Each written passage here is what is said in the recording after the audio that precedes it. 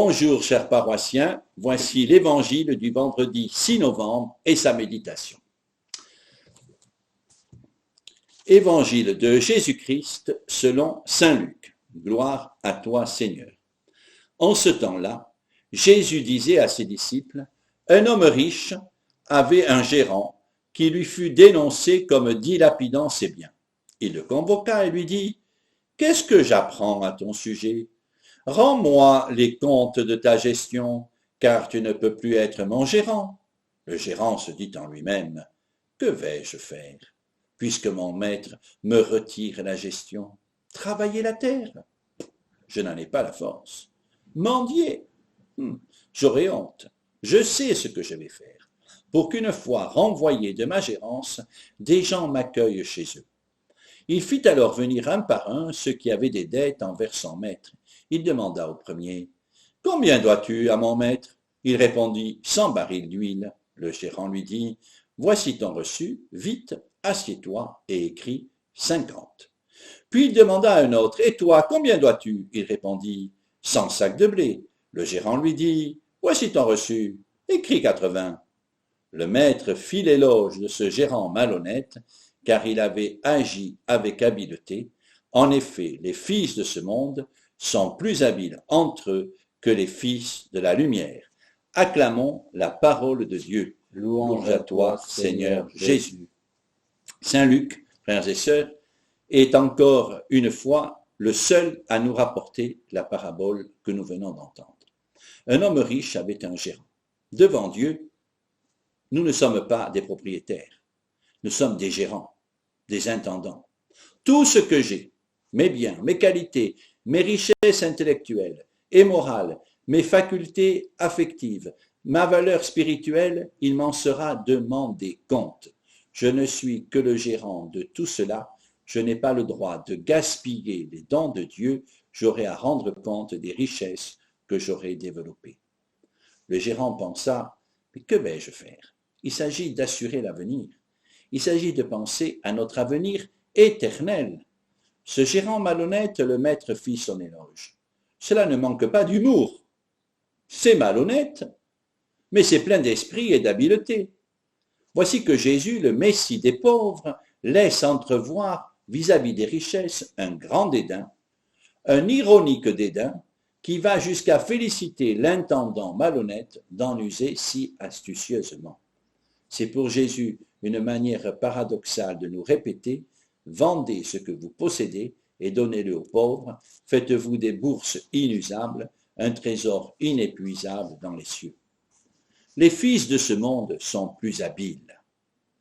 Dans les affaires économiques et financières, les hommes, vous le savez, déploient des merveilles d'ingéniosité et d'intelligence pour assurer le rendement et l'efficacité. Jésus nous reproche de ne pas avoir le même génie et la même intelligence pour les affaires spirituelles.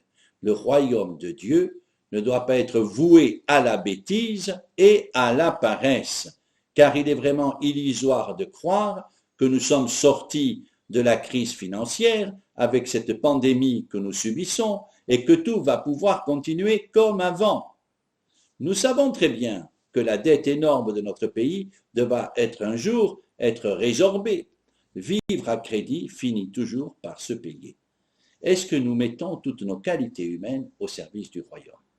Dans l'encyclique Laudato Si, que vous avez sans doute lu, frères et sœurs, le pape François ne fournit évidemment pas de solutions pratiques à appliquer, mais le pape trace les contours des grands équilibres à respecter pour un développement humain intégral. Il pose la question d'une solidarité nationale et universelle, notre modèle de vie qui est à revoir, et cette révision sera forcément onéreuse pour tous. Qui combattra, frères et sœurs, les conséquences tragiques de cette année qui s'écoule, qui fragilise bien sûr les catégories les plus faibles de notre système économique, celles et ceux qui ne jouissent pas d'un emploi statuairement garanti, celles et ceux qui n'ont pas de formation initiale suffisante ou qui ont une formation inadaptée aux contraintes actuelles du travail. Des hommes et des femmes sont acculés au désespoir, que ce soit dans des secteurs d'activité comme l'agriculture, que ce soit par le stress de la compétition dans le cadre habituel du travail ou par l'incertitude qui plane sur l'avenir de nos entreprises. Plus gravement encore, des personnes sont assaillies par l'angoisse de la pénurie, angoisse du loyer à payer, angoisse des charges financières ou tout simplement angoisse de la nourriture pour ses enfants. Les chrétiens sont nombreux, nous le savons, à se dévouer généreusement pour porter au secours aux détresses les plus criantes. Au-delà de ce magnifique effort de générosité, les chrétiens doivent exercer pleinement leur responsabilité de citoyens dans tous les domaines de la vie économique et politique pour contribuer à construire une société juste. Les difficultés économiques que nous subissons en ce moment sont propices, nous le voyons bien, au repli sur nous-mêmes. Les difficultés dues à la pandémie détruisent la solidarité et nous situent face, et nous avons du mal à nous situer face à l'immigration. Je vous livre 3 points de repère concernant les migrants dont nous parle si souvent le pape François. Le traitement appliqué aux personnes au centre de rétention administrative. Non seulement elles doivent bénéficier de moyens de subsistance dignes d'une personne humaine, nourriture, hygiène, soins médicaux, etc.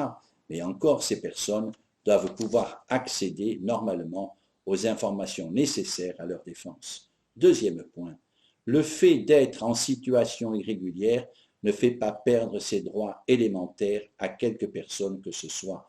Et troisièmement, quel que soit le bien fondé des décisions judiciaires ou administratives, leur application doit respecter ceux qui sont concernés, en particulier les enfants et les jeunes, pour lesquels les liens familiaux doivent être privilégiés. Le Seigneur veut que nous soyons des fils de lumière, le Seigneur veut que nous soyons des êtres lumineux, tout faire pour la lumière du monde, ce que d'autres font pour le pouvoir des ténèbres. Frères et sœurs, en tant que chrétiens, nous devons avoir aussi le souci de l'efficacité. Amen. Alléluia.